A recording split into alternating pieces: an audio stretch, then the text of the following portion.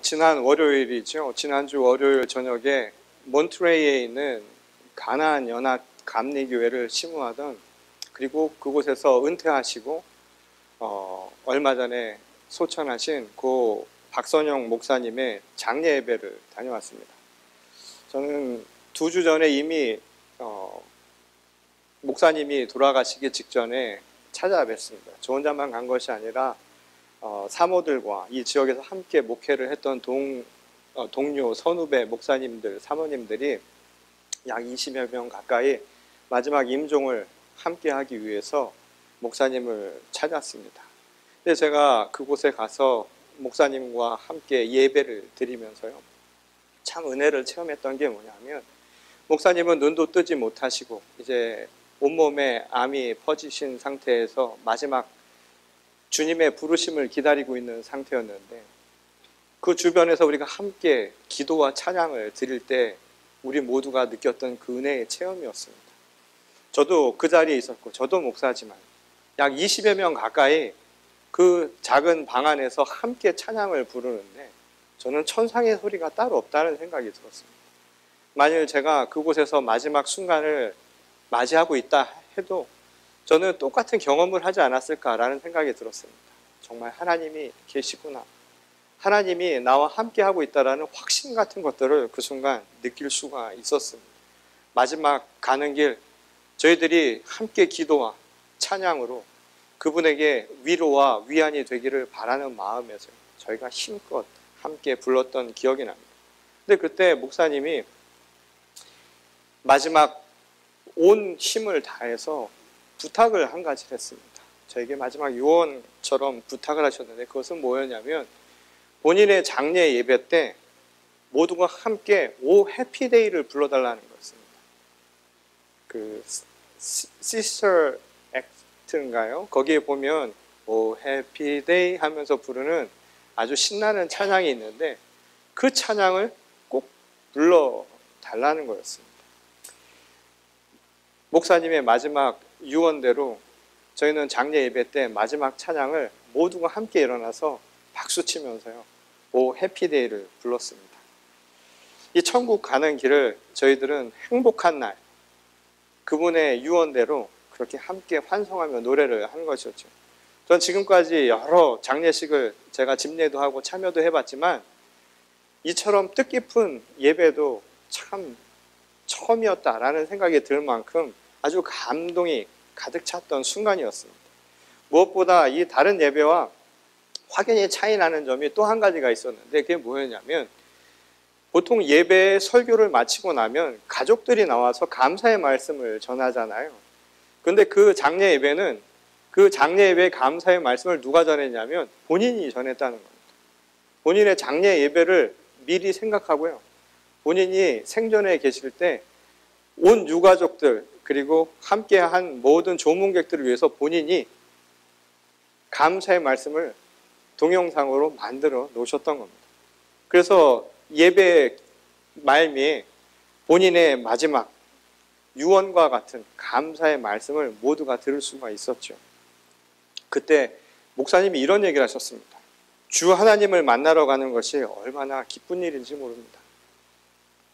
그리고 이 세상에서 주님의 종으로 불러주셔서 마지막까지 복음을 선포할 수 있도록 해주신 것, 그리고 그것을 위해서 옆에서 물심양면으로 도와주었던 사모님과 가족들, 그리고 함께했던 모든 동료 선후배 목사님들, 그리고 사랑하는 교우 여러분들, 그들을 생각하며 감사한 마음이 듭니다. 그리고 모든 이들에게 이렇게 마지막 말을 당부하고 감사의 마무리를 지셨습니다. 하나님 나라에 가는 그날까지 늘 감사와 기쁨으로 살아가시기를 바랍니다.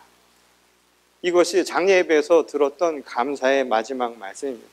나중에 집례 목사님으로부터 얘기를 들으니까, 목사님이 돌아가시기 전에 그 장례 예배의 주보, 그리고 주보에 들어갈 모든 내용과 순서, 그 모든 것을 미리 다 준비하셨다는 겁니다.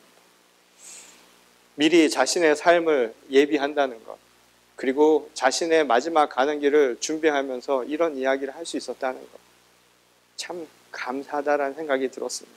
아마도 그분에게는 정말 그날이 해피데이라고 말할 수 있는 날이 아니었나 그런 생각을 하게 됩니다. 저는 지난 한 주 동안 이 장례 예배를 마치고 와서 그 장례 예배를 자꾸만 생각하게 됩니다. 그리고 저 스스로 이런 질문을 하는 것이었습니다. 과연 나는 사나 죽으나 날마다 오늘을 기쁨과 감사로 드리고 있는 게 맞는가? 정말 그런 날이라고 믿고 있는 게 맞는가? 저 스스로 그런 질문을 해봤습니다. 여러분들은 어떠신가요? 여러분들의 삶이 날마다 하나님과 함께 하는 것, 그래서 날마다 감사와 기쁨이 흘러넘치는 날이라고 그렇게 믿고 살고 계십니까? 그리고 여러분들이 맞이할 그 마지막 순간을 여러분들은 행복한 날이라고 말할 수 있는 믿음을 지금 여러분들은 갖고 있는 것이 맞은가요? 오늘 우리들에게 한번 이 깊은, 그리고 우리들이 날마다 살아가면서 잊고 지낼 수 있는 이 질문에 대해서 여러분들이 한 번쯤 묵상해보고 생각해보는 귀한 시간이 될 수 있기를 바랍니다. 오늘 우리가 읽은 본문의 말씀은 어쩌면 과연 우리가 맞이하게 될 마지막 그날, 행복한 날이라고 과연 이야기할 수 있는가에 대한 질문에 대한 하나의 해답을 주는 말씀이라고 할 수 있을 겁니다. 오늘 우리가 읽은 본문에는 이 세상을 나름대로 행복하게 살았을 법한 한 청년의 이야기가 나오죠. 그러나 그에게는 한 가지 없었던 것이 있었습니다. 그것은 바로 구원에 대한 확신이었죠. 그가 마지막 맞이하게 될 그날이 과연 행복한 날이 될 것인가에 대해서 그는 확신을 갖지 못하고 있었던 겁니다. 그래서 예수님께 묻죠. 어떻게 해야 영원한 생명을 얻을 수 있습니까? 라고 말해요. 그것은 결국 구원의 그날이 될 수 있을 것인가?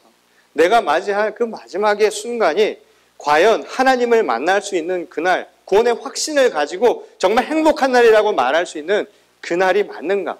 그 스스로 그렇게 묻는 대목이기도 했다는 겁니다. 그러자 예수께서 몇 가지 율법의 조항을 대시고는 그에게 이렇게 묻죠. 이것을 지키며 사는 삶이었는가? 라고 묻습니다. 그러자 청년이 대답하기를 자신은 어릴 때부터 율법에 가르치는 내용들을 거스리지 않고 잘 지켜왔습니다. 나름대로 크게 나무랄 데 없는 모범적인 삶을 살았습니다.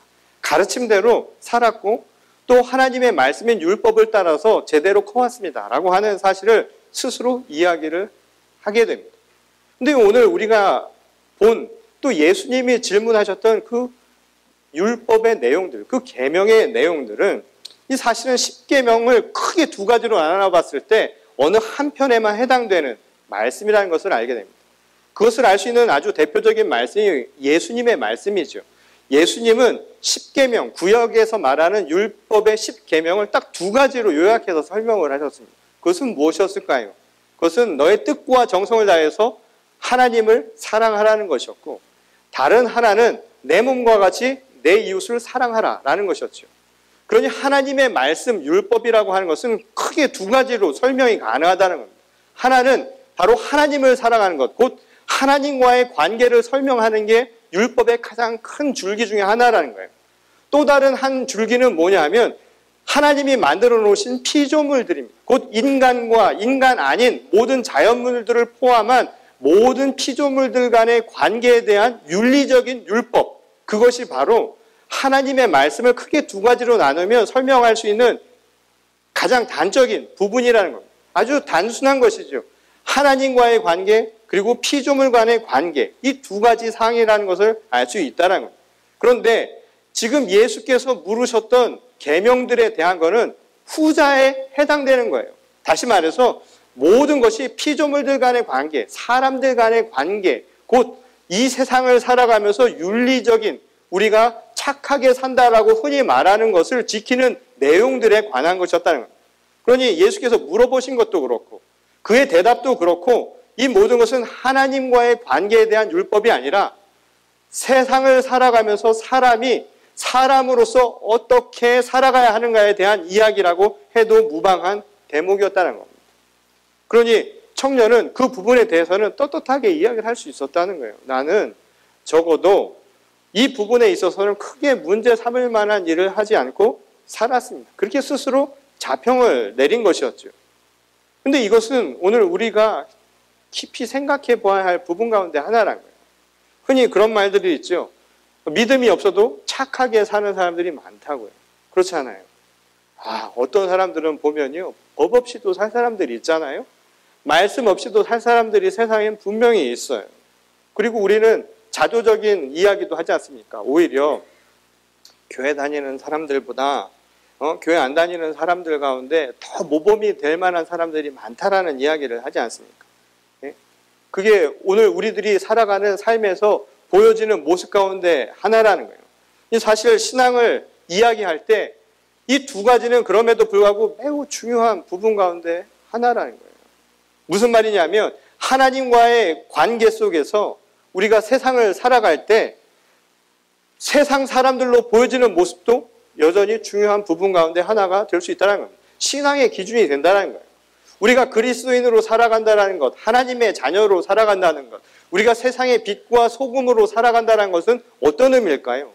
우리를 거룩하게 만드는 것, 세상과 구별되게 만드는 그 거룩의 참된 의미는 우리의 내면적인 신앙적인 영성에 대한 것만이 아니라 그것이 밖으로 증거되는 모습을 통해서도 알 수 있다는 겁니다. 그러니 세상 속에서 내가 어떻게 살아가는가, 정말 하나님의 말씀을 증거하면서 살아가듯이 살아가는가라고 하는 것은 기독교인들에게, 신앙인에게 아주 중요한 부분 가운데 하나라는 겁니다. 그런데 입으로 신앙을 강조하면서 정차 현실에서의 삶은 가르침대로 행하지 않는 부분들이 많지요. 그럼 누구도 그 사람에 대해서 진정한 그리스도인이라고 말하기 어렵다는 거예요.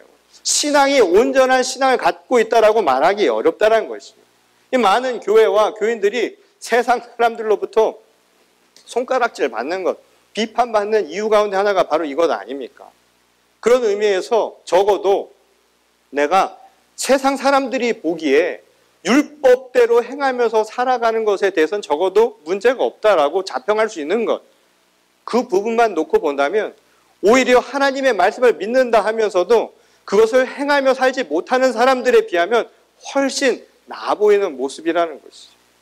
적어도 세상 사람들의 눈에 비친 그의 모습은 우리가 자세한 내용은 모르지만 적어도 크리스찬이라고 이야기할 만큼 떳떳한 사람이었을 것이다 라는 생각을 할 수 있다는 겁니다. 적어도 윤리적으로는 아무런 문제를 잡기 어려운 사람.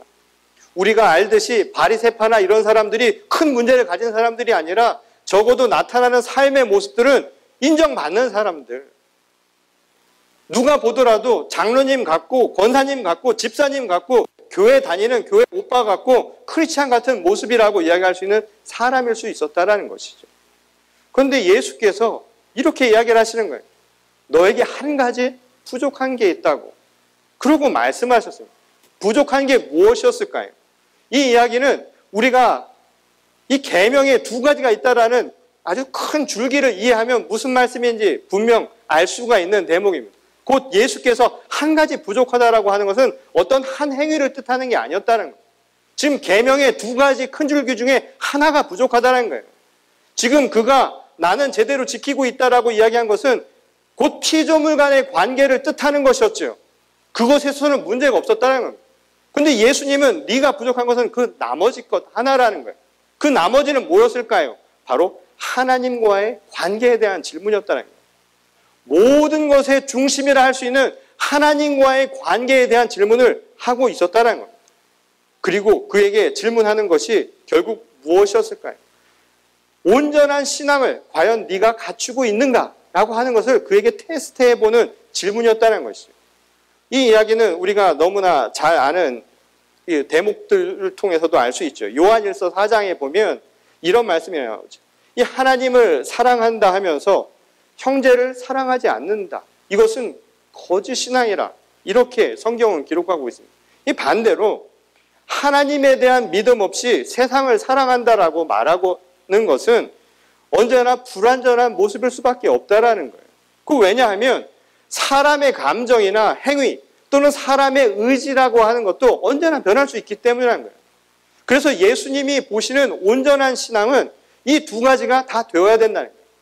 율법의 완성이라고 하는 것은 다른 것이 아니라 하나님을 사랑하고 또한 하나님이 만드신 사람과 모든 피조물들을 사랑할 수 있는 이 두 가지가 완성이 될 때 진정한 신앙인의 모습을 갖출 수 있다라고 이야기를 하고 있다는 겁니다. 이 십자가가 그것을 단적으로 상징해주는 모습이죠. 이 십자가의 모습은 위로는 수직적인 관계는 하나님과의 관계입니다. 그리고 수평적인 관계는 피조물 간의 모든 관계로 설명할 수 있다는 것이죠. 그러니 이 두 가지가 온전하게 맞아야 된다는 거예요. 그런데 지금 세상에서 첫 번째 말씀했던 그 질문들에 대해서 나는 문제가 없습니다 라고 이야기했던 청년에게 부족한 것은 무엇이었냐면 다른 한 가지, 곧 하나님과의 관계에 대한 것이라고 예수님은 지적하셨다는 거예요. 곧 청년의 마음이 궁극적으로 어디에 있는가, 어디에 중심을 두고 있는가라고 하는 것에 대한 질문이었다는 겁니다. 이 마태복음 6장 24절에 보면 우리가 잘 아는 한 말씀이 나오죠. 두 주인을 섬길 수 없다고요. 곧 그 이야기는 하나님과 만문, 곧 물질이라고 하는 것을 섬길 수가 없다라는 거예요. 오늘 우리들의 삶의 주인은 오직 한 분밖에 계시지 않는다라는 것을 재확인시켜주는 말씀이었다는 거예요. 그런 의미에서 예수께서 그 청년에게 가지고 있는 모든 것을 나누어 주라라고 하는 이야기는 재산을 나누어 주라는 얘기가 아니라는 거예요. 이 말씀을 우리가 흔히 혼동을 하죠. 함께 나누는 삶에 대한 이야기를 하는 것처럼 보이지만 이 말씀의 이 이야기의 더 핵심은 그게 아니었다는 거예요. 주인을 네가 하나님으로 모든 것을 중심으로 두고 있는가를 지금 시험하는 질문이었다는 거예요.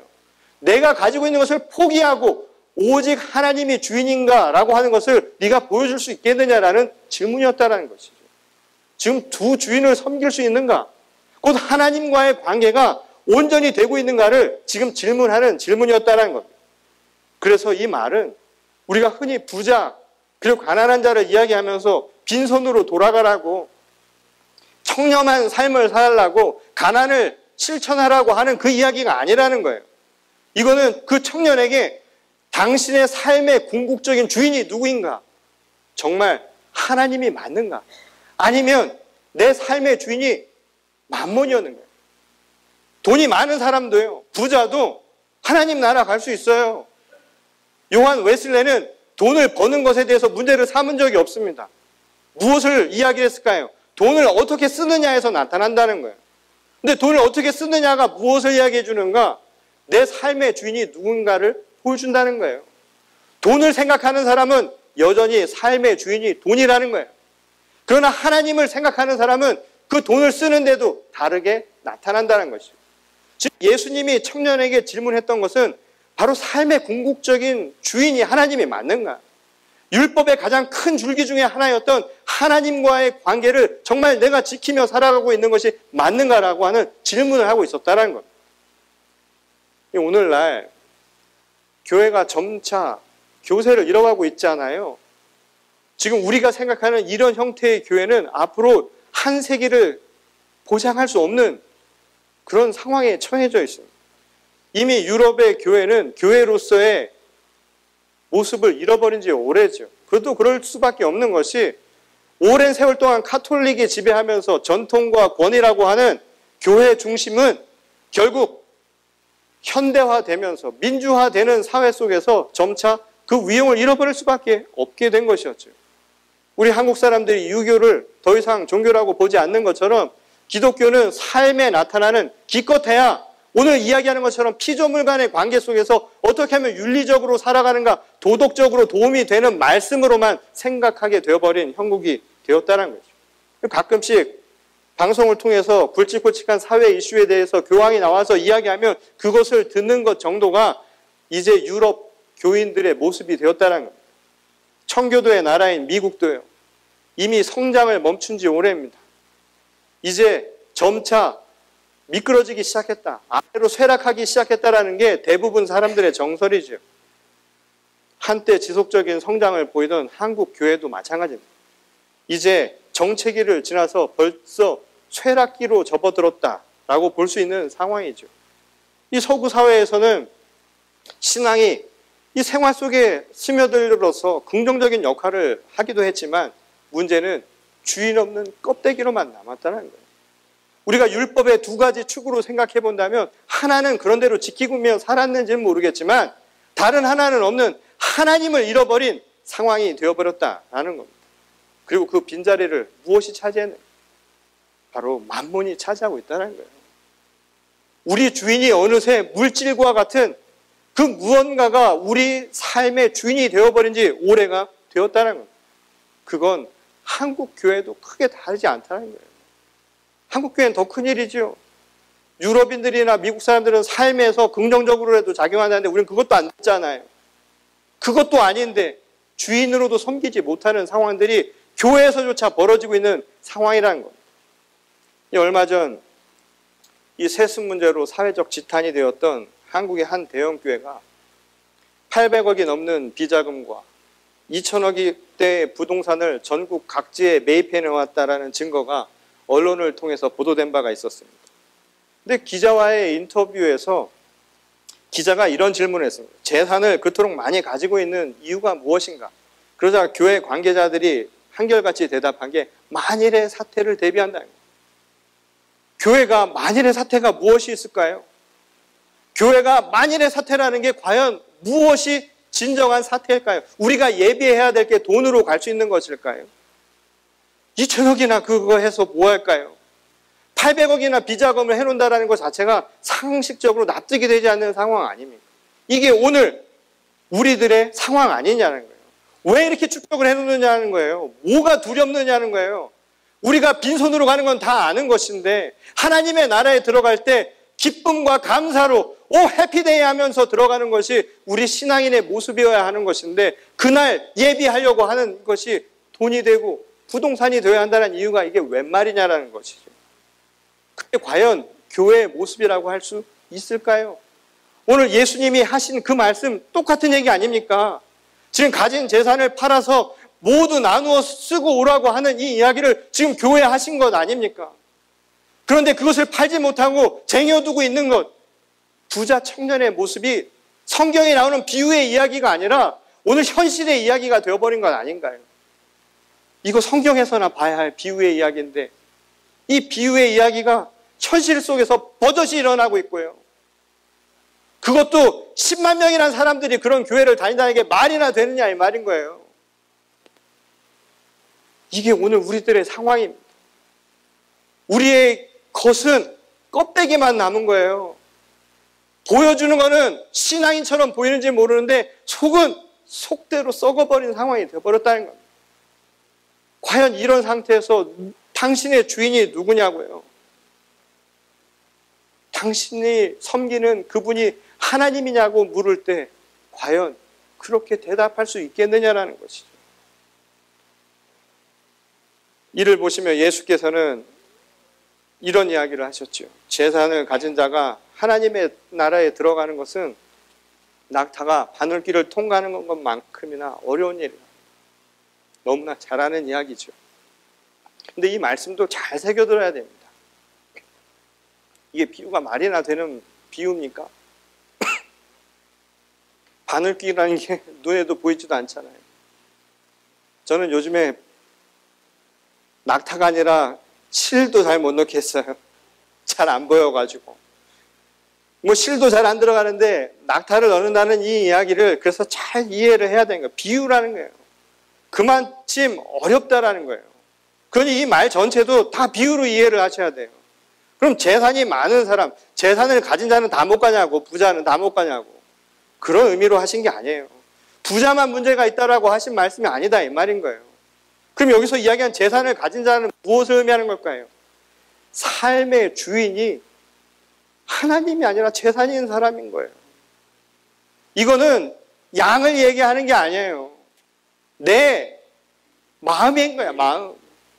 재산을 얼만큼 갖지 않아도 재산을 가진 자가 될 수 있다니까요. 물질을 중심으로 두고 있다면. 세상이 바뀌어갖고 없는 자가 있는 자가 되면 똑같은 상황이 벌어질 수 있다는 거예요.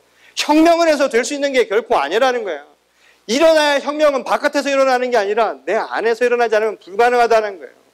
세상이 두 쪽이 나도 아무리 바뀌어도 안 된다 이 말인 겁니다. 결국 무슨 얘기라는 거예요? 내 마음의 주인이 누구냐 말이에요.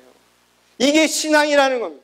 이게 되지 않으면 바깥에 뭐가 일어나도 아무리 정의롭고 아무리 우리가 사람다운 삶을 살려고 해도 이루어지지 않는 이유가 바로 여기 있다는 겁니다.